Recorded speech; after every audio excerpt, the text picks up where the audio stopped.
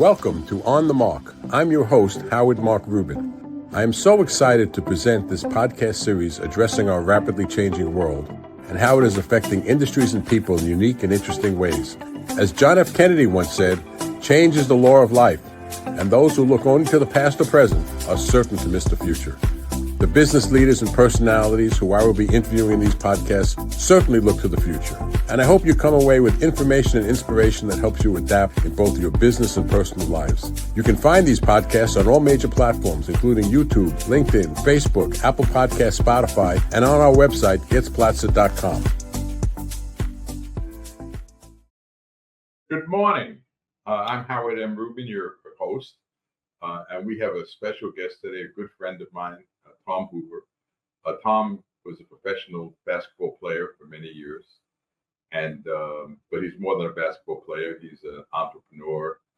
He's a philanthropist. He's helps many people. But to me, the most important thing about him is when I speak to Tom, at least privately, I always get an honest answer. It's like a no BS zone. But I'm going to hold him because this is now more going to be recorded.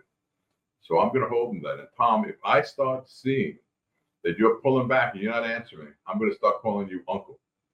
That's going to be the clue that, Tom, I want you to be honest. So I expect you to be as honest on the air as you've been with me off the air. We've had some conversations. You shouldn't have any problems, Howard. You know, it's going to be honest all the way. Okay. Well, let's start with your background and who you are. I know that you're a professional basketball player. You played in Villanova. Did you know Raleigh Massimino? Was he there during that time? I remember he won a championship for Villanova, but that was after. Yeah, but Wally came behind. Raleigh really came behind me. I was at Villanova in 59, 60, 61. Right. And then you were drafted in the first round of the sixth pick of the draft. Yes. I believe it was by the Syracuse Nationals. Syracuse Nationals, which moved to Philadelphia and became the 76ers. Right. Now, one of the things we're going to be talking about today is racism in sports.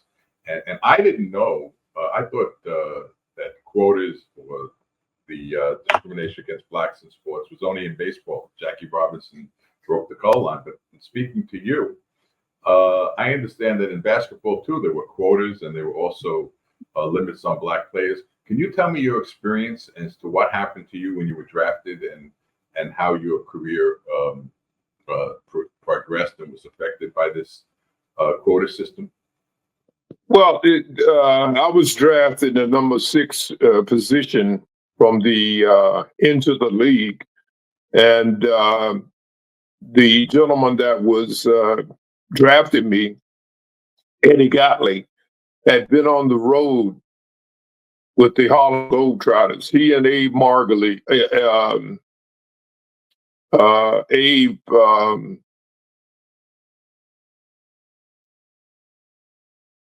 I can't think of his last name. That's what happens when you get to be in your 80s. You're going to remember it. Yeah. 2 o'clock in the morning, you're going to remember it. Abe, who owned the Globetrotters, they were partners. Right. And he drafted me, but they always had this system. The NBA started as a system of white ball players. They didn't add black ball players until somewhere as 59, 60, maybe 58. I'm not really sure the year, but I was drafted number 6 guy, and I felt that the number 5 guy wasn't as good as me, and the Knicks drafted him, and they paid him $17,500. And I felt that, okay, you should pay me the same. And Gottlieb, who had felt that it was an honor and a privilege to play in the NBA, said, I'm not paying you that. I'll give you $7,000. I didn't really expect the amount of money, $17,500. But I asked for it to see where he would come. And when he said 7,500, it was like, no way, I'm not going to do that. He said, okay, I'll give you a summer job. I said, okay, what's the job? The job was driving a yellow cab in Philadelphia. And that's when I got up and walked out. And he asked me, so, well, where are you going? I said, I'm not going to do this. I don't have to do this. I can do something else. And I walked out of it, never went to training camp.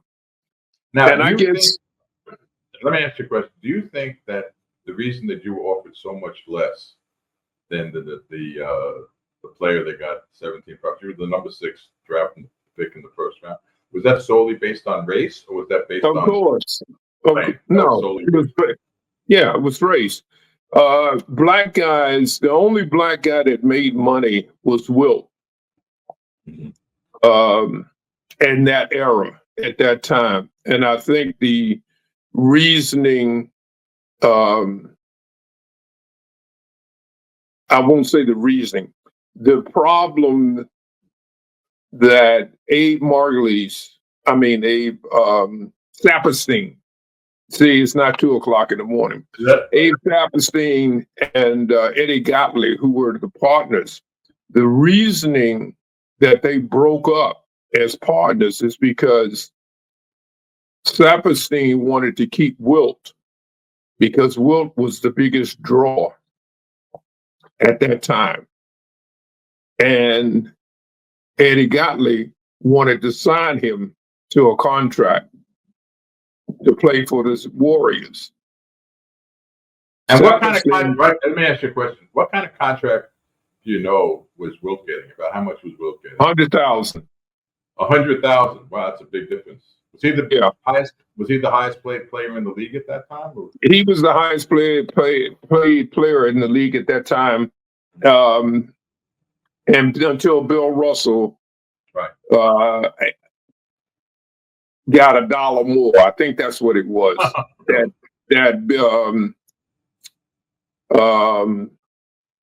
The coach up there. There you go, 80 again. Red Auerbach. Until Red Auerbach always wanted to prove that Russell was far more superior, and he gave Russell $1 more than he gave Wilt, but they didn't give him $100,000 more. Right. They didn't give him $50,000 more. They just gave him $1 more. So there was no value put on us as black athletes at all. It was like, okay, we're going to get you and sign you for the least amount of money as we possibly can. And you should be honored to play here. There were guys on the 76ers that were making $5,000 a year. Black guys. There were black guys in the league making $7,000. I just felt that was no money. And not if you, I'm going out to play every night as hard as I can, as best I can, and you're not going to reward me, you're not going to pay me, then what's the sense of me being there? Did you understand the rationale of the owners to be that most of the fans were white, and the white fans would have trouble relating to the black players as well, and they had to keep more white players, or they're afraid that the attendance would fall off? You think that was the reason? There was no attendance. The attendance was the league started, and nobody really came to see the NBA. They came to see the Globetrotters. They came to see the Globetrotters because it was entertaining. It was comedy to them. It was the same mentality that white America had. Shuffle off the buffalo. They'll dance and sing and buck their eyes for us, and we can laugh and joke and go home happy. So the Globetrotters, each one of those guys could have played in the NBA. Those guys were great. Marcus Haynes. Those guys, Woody Salisbury, who eventually got there, Andy Johnson eventually got there. Marcus, who could dribble better than Marcus? Nobody. But they put up this image of Bob Cousy and said, he's the greatest guy since sliced bread. But you had tons of black ball players that were much better than all of these guys, but they never got an opportunity. The league was racism because the country was racist. The football Giants didn't have any black ball players. They had one, Emmett Till. I mean, not Emmett Till. Emmett Tunnell. Yeah, that's the guy. They had Rosie Greer. Rosie Greer. And then, eventually they had Rosie Brown too. Then they had Rosie Brown too. Yeah. And then eventually it came. But no, that wasn't going to happen. So when you started out, when you went on the road in some of these towns, did they have segregated hotels that you could stay at? That was in college. In college. In college, we went to North Carolina A&T, went to the Dixie Classic. And while they had Miss Raleigh come onto the train and shake everybody's hand, welcome to Raleigh, welcome to Raleigh, welcome to Raleigh. It was held in Raleigh, North Carolina. Yeah. Well, when she got to me, she turned around and walked away. And I said, where are you going? You can't shake my hand. I mean, I knew because my parents and family was from Columbia, South Carolina. So I had been down there before in the summertime. So I knew the racism that existed in the Carolinas. And that was just part of it. We had to stay on A&T's campus while we played the game. So, yeah, there was racism and you knew it. It's just whether or not you could bite your tongue and deal with it. And I just could not bite my tongue and deal with it because now at some point that changed, right? Because now the NBA, I don't think in terms of monetary, compensation, I think you'd agree with me. It's not discrimination on the monetary. There may be other issues we're going to talk about. But when did that start changing, that black players, financially at least, were treated the same as white players? Or do you think that they were? Well, you have, I don't think they were. I don't think Oscar got all of his due. Jerry West was elevated because he became logo man. He's the emblem that the NBA uses. Oscar was blackballed because he started the union. And he said, I'm not going to play for one team for the rest of my life without trying to sell my services to someone else. And they didn't like that.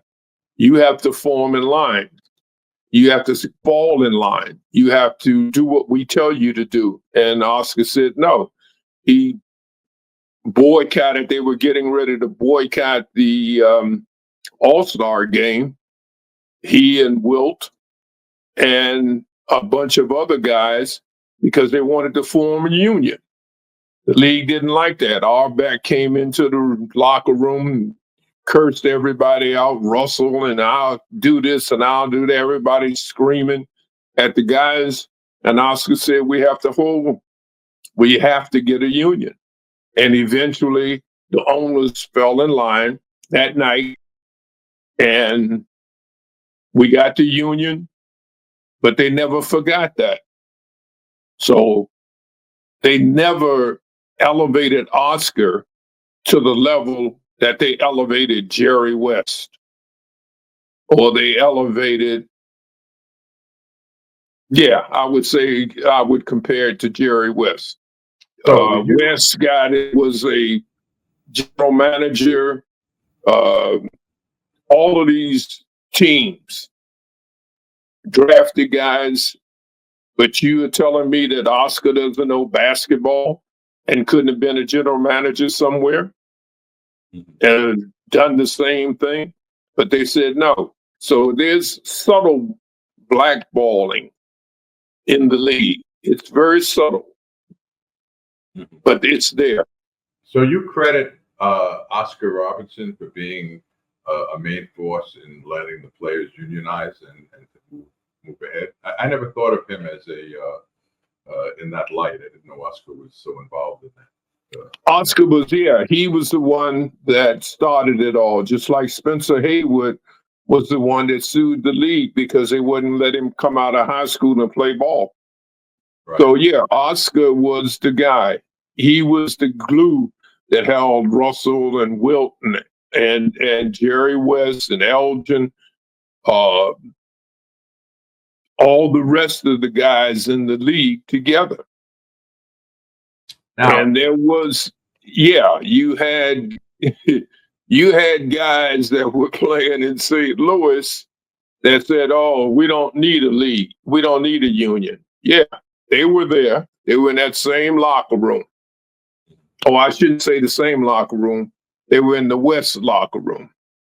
But yeah, there were guys there that didn't want it, who were on the side of the owners. no, so So let me ask. So at some point in time, the NBA exploded. I guess it was television or whatever it was, and it was seemed always TV, Howard. It was always TV. It was always dollars and cents. And that's what this world is built on. That's this whole concept is dollars and cents. What can you do for me? And how much can I get out of you until you know more good to me? And that's what it comes down to. But It's not about being fair. It's not about being, I like you. It's a business. And you have to understand that that's what it is. And so as you get it. let me ask you another question. Let me take it a little bit in a different direction, but not much of a different direction. Today, players are making a lot of money, millions and millions of dollars. What obligation do you think the players have today to to express themselves on social issues, such as if a player thinks that the present administration is bad and they win a championship, they're invited to the White House. Some players don't go, but almost all of them do go. Situations where they see something happening that they think is either racist or wrong for some reason, that they have an obligation to speak up, which may affect their earning capacities in ways that you talked about, which happen to have made a greater extent in the past. Or should it be? I've heard the term dribble and shut up, which means that the player should just be playing basketball and shouldn't be doing anything else. This goes just not to basketball, by the way, for any sport. Does a player have any obligation to actually express themselves because they have that platform that most people don't have? Or should it be their right? Do you agree with their right that they should just be able to ignore everything that they think is wrong in the world? How do you feel about that? Well, it really comes down to individualism and what guys believe in themselves. If they believe that the world and the sun rises and sets on the dollars that they make, then that's their mentality. And that's what they will always do. If they believe in their fellow man, then they will always find a way to help. Guys today are making zillions of dollars. Yes. Do they want to risk alienating somebody? Maybe not. It all depends on what values you hold to yourself. If you have no values and you live by the dollar, then that's what it is. If you morally understand that in this vast universe, you're just a grain of sand and you can take none of this with you. If you think you can, ask the Egyptians. You know, uh, everything you gain here, you're going to leave here. But if you do good, that carries a lot of weight and carries with you. But guys have to understand, they've got to come to that realization. Some guys have that realization. Nothing has changed as far as human beings are concerned. They're just athletes. They happen to be outstanding athletes. but they're still human beings. So they still have this moral compass if they have one. And that would guide them along and in the direction that they need to go. And if they don't, they just don't. And Do how I about think they do I think they should? Yeah, you've got a platform. You should say something. But some guys are scared to speak up. Some guys rather not speak up. Some guys like to follow.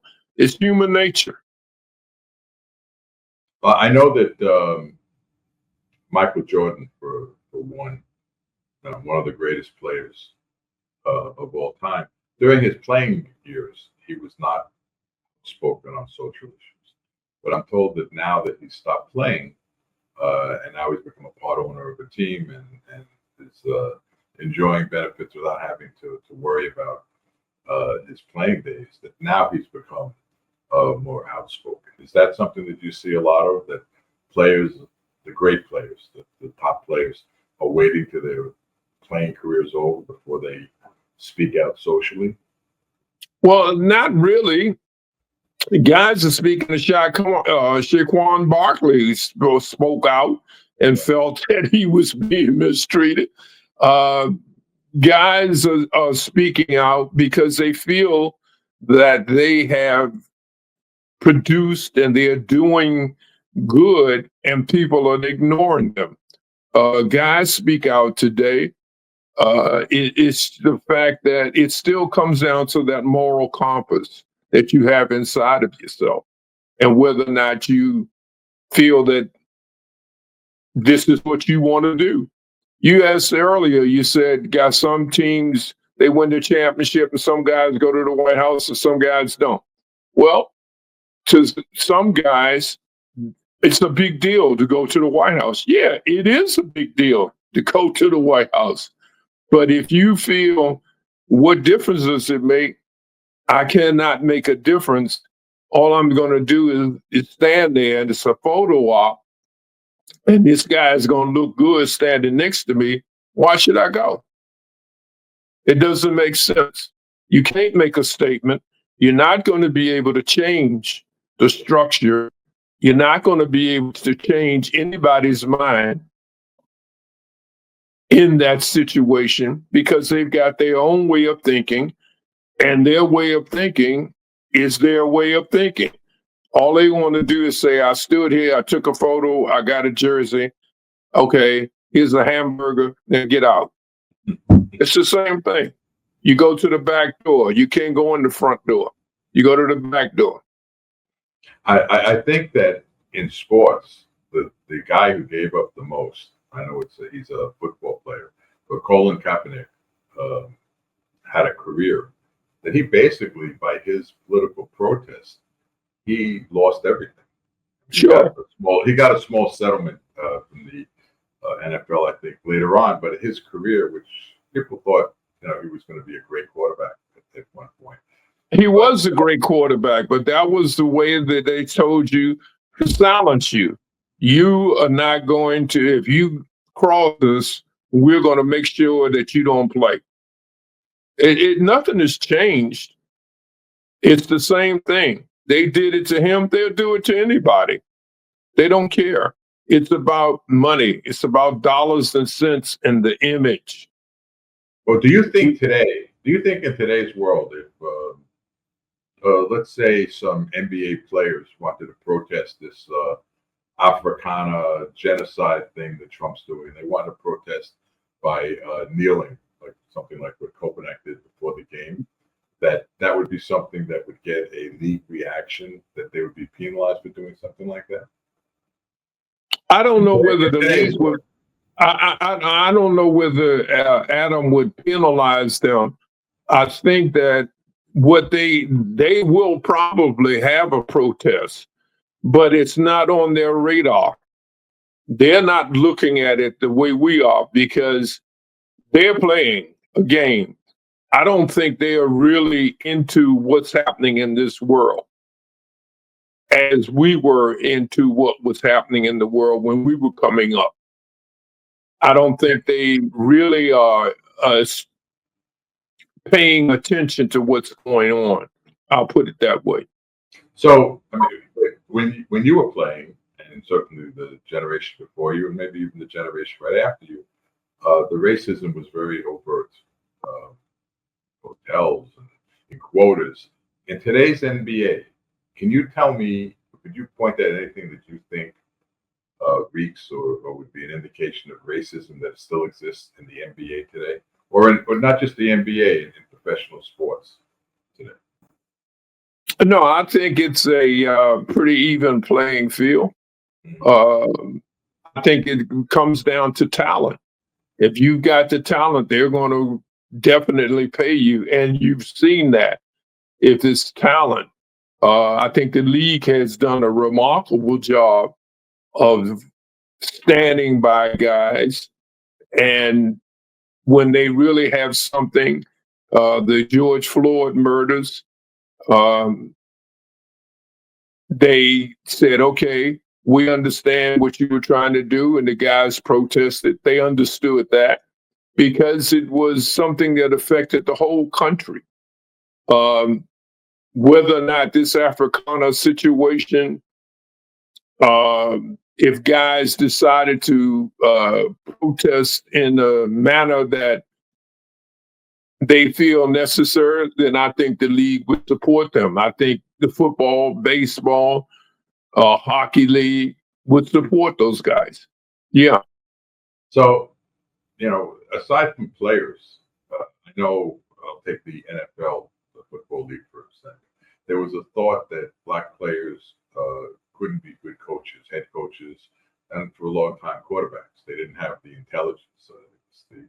The stigma was that a black athlete didn't have intelligence. They had the physical abilities, but not the mental abilities for certain positions.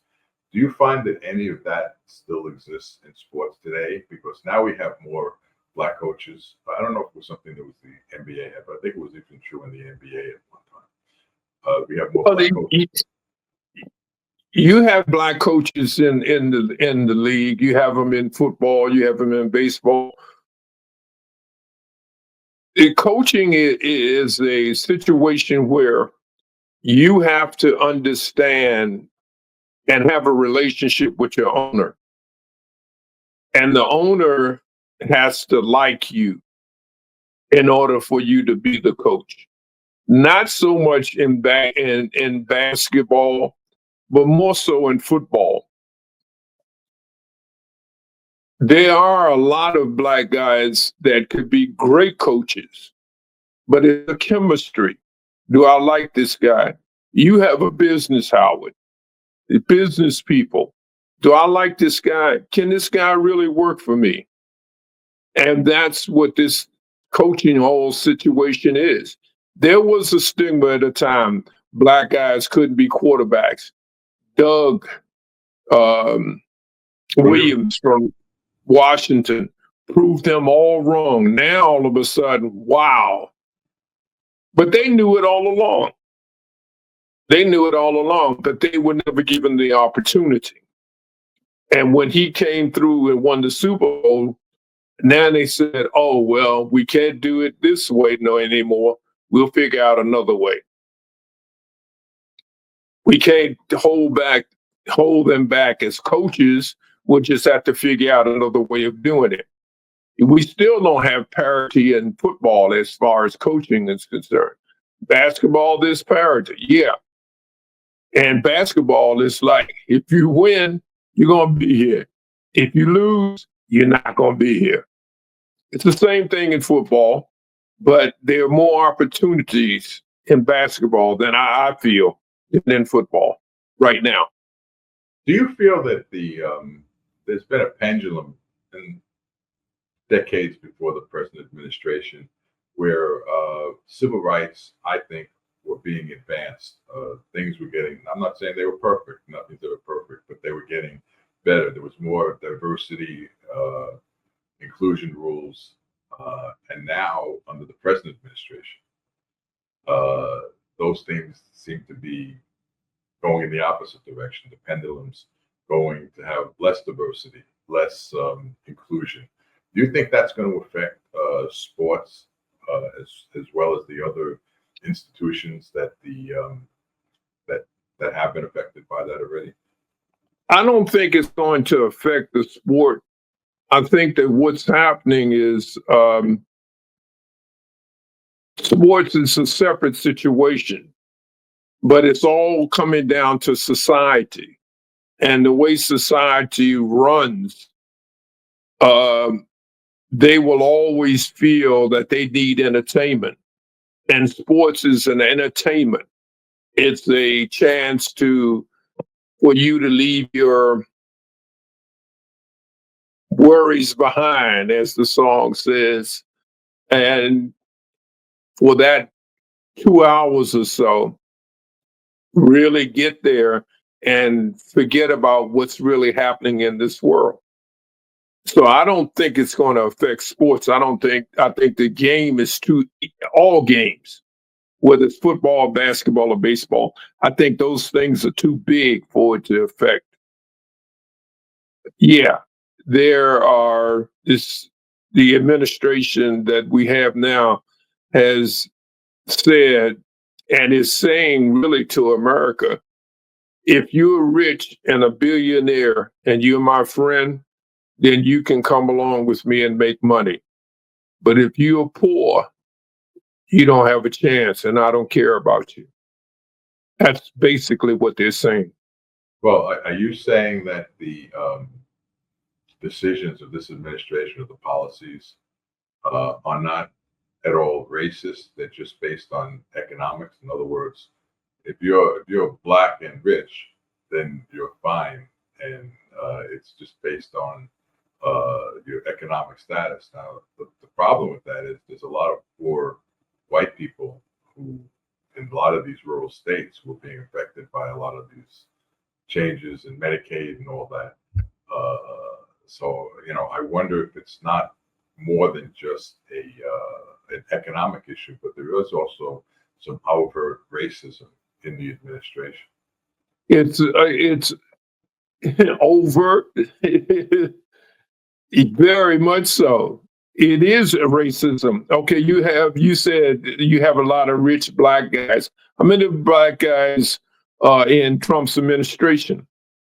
How many black billionaires does he have around him in this current administration?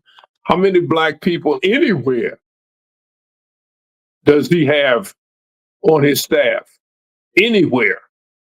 Well, then explain None. to me why 21% of black males, the largest percentage during your lifetime, and you're old, so the largest percentage in your lifetime voted for a Republican, voted for Donald Trump. Not so much the women, but the men, black men, 1 out of 5, over 1 out of 5 voted for Donald Trump. And in polls they've taken, they vote for him again. Why do you think that is? I think that there's a certain element in this society, in mankind, that really feels a woman's place is in the kitchen. So they weren't going to vote for Kamala because it makes them feel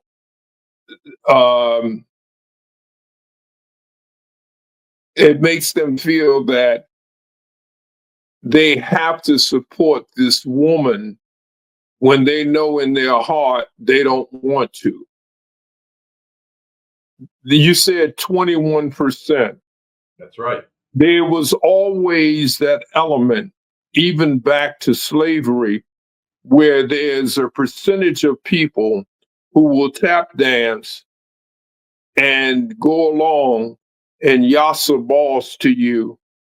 There's always that.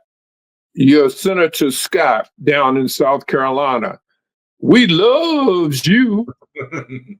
So you have that element, and that element of other guys in other states leads up to that 21%. Because no, I'm not going to vote for this black woman. I think I can go over here and vote for this white man, and he's going to make my life better because he said I'm with him. See, it's not That's just what you get. it's not just the element of a certain amount of blacks, because blacks are people too. They have different viewpoints, and they view things differently, like every minority and every person. But George Bush was getting like 15% of the black vote, and the second George Bush, the first one was around there too.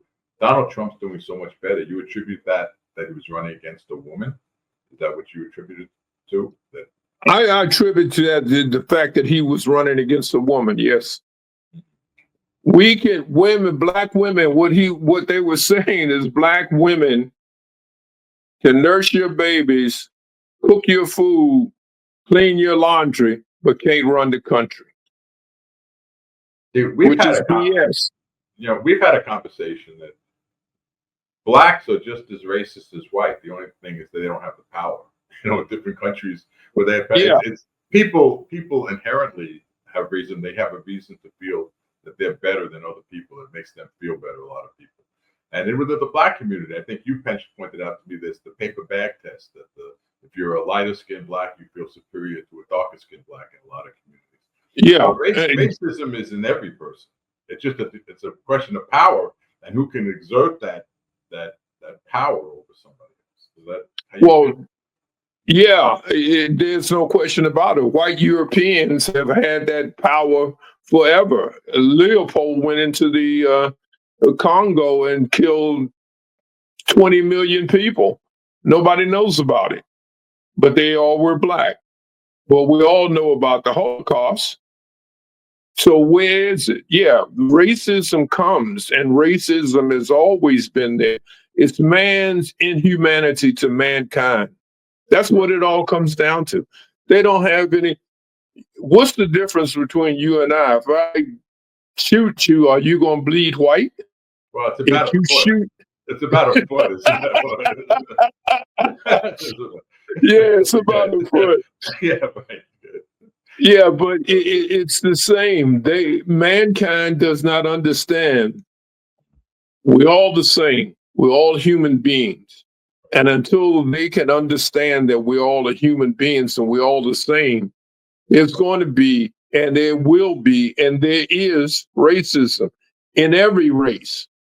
Whether you're Hispanic, if you're dark-skinned Hispanic, they don't like you. You're light-skinned Hispanic, they love you. This is what they have done over the years, the process of making everybody feel that they are inferior and turning on each other instead of understanding we're all on this planet, we're all the same, and we have to get along.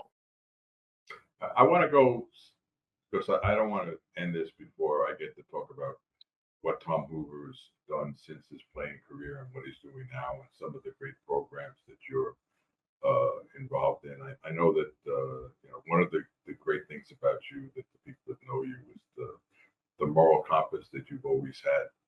That you're not someone who puts themselves first, but is looking, how can I help other people raise up?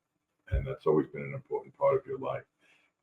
And I know that I've been proud to support some of the programs you've done for youth and for people. I know that I should mention that Tom presently is the head of the New York chapter of the retired NBA Players Association. He spends a lot of time helping those players who, those players didn't make the millions and millions of dollars. And there's a lot of them who are not doing so well, let's say financially, and they have a lot of, from their playing days, a lot of injuries, or frankly, some of them are just getting old. So getting old, Howard. Getting old. We're all getting older. As I say, the runway gets shorter.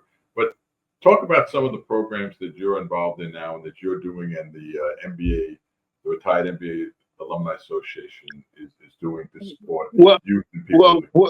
What we do is we try and take care of our own. We have a food pantry at Ascension Church. which is on 170th Street and 107th Street in the Upper West Side. That pantry, we have partnered with Whirlpool, where they have given refurbished refrigerators and freezers to. The pantry feeds about, I'd say, a minimum of 250, 300 families on a weekly basis. And with this current administration, and we're seeing more and more people coming on the line to get the services that the pantry provides. So it's getting tougher and tougher and tougher out here. We also have run every All-Star game. We put together a esports academy, we call it. And with that esports academy, we teach the youngsters in the community things that go into making a esports game: the coding, the graphic arts, the music, the lyrics, the literature of writing the story out. We present that to them because they will never, and we have us during that time frame, it's a whole school day, and it's a week preceding All-Star. And during that time, we have it's a program that calls Lunch with the Legends. And during that, they can ask some of the legends that they have lunch with, the Dave Bings, DC, Derek Coleman, Oscar. They can ask these guys questions. How is it in the league? And because they'll never get to an All-Star game at $3,000 a ticket, it's a tough call for them. So we try and bring as much as we can to them. We have buried about 6 or 7 guys because they didn't have money for burial. We have taken care of a number of guys in facilities, along with the Players Association. We have paid some rents for guys who have fallen on hard times. So we have argued with the league in trying to get the ABA guys pension money. We have argued with the league, and when I say argue, it's just a terminology. But we bargained to get, better medical coverage for guys because they care about the product today. Nobody cares about, oh, I bought this loaf of bread last week. Is it still good? They throw it away. So to get a fresh loaf of bread. So we try and keep the retired guys in the sights of everybody. We also have numerous programs that we help them with so that they don't fall into situations that they can't get out of. Your will, or you will, your will is the will up to date. Is your medical coverage up to date? All kinds of things that we try and do for these guys. Well, I know that, and you do this through a 501c charity. C3, yes. C3 charity, and if somebody wants to support it, it's a great cause. They should contact me, and I'll send the information on to Tom, and you can participate in this. It's a good cause, and it's something that Tom doesn't have an overhead. He's not a guy that's taking $100,000 salary. I wish I did. He's using everything for the programs. So well, you have to, Howard. You know, you got to give back. You're here for a certain amount of time, and if you can help somebody get to the next level, hey, God bless, man. Right. You know, we bought books for kids. We give them scholarships. It's just so much that you try and do to help the next person, and then to help these youth out here, because they need help, and this is what we do. Well, Tom, you're always someone when I have a moral dilemma, I always come to you because you have such a great moral compass. I don't always agree with you. A lot of times I don't like your answers. But I know. It might be the right answer. So, but I consider you a good friend, and it's someone that has been a credit to his profession and to what he's done. It should be an inspiration for many people. And I want to thank you for being on the mark, Tom. And I look forward to speaking with you again. Thank you for being on the mark. It's been my pleasure. Thank you. Okay. I hope you enjoyed this episode of On the Mark. I started this podcast by quoting John F. Kennedy and would like to end it with quoting one of my favorite baseball players, Nolan Ryan. Enjoying success requires the ability to adapt. Only by being open to change will you have a true opportunity to get the most from your talent. I wish you success in staying ahead of the curve instead of behind the 8 ball. Thank you for tuning in.